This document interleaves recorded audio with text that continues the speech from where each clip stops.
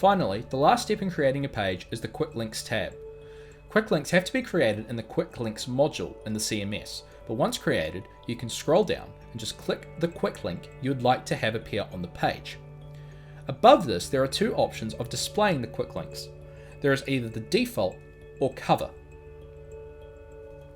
Once you're finished with all the details across all the tabs for creating a page, click Save and it will take you back to your list of pages.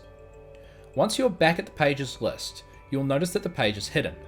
Therefore, you must click the box to the right of the page and then press Publish at the top. Your new page will now be published on your website.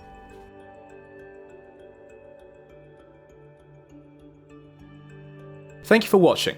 If you'd like to check out our next video or view more videos, click the links at the top of the screen.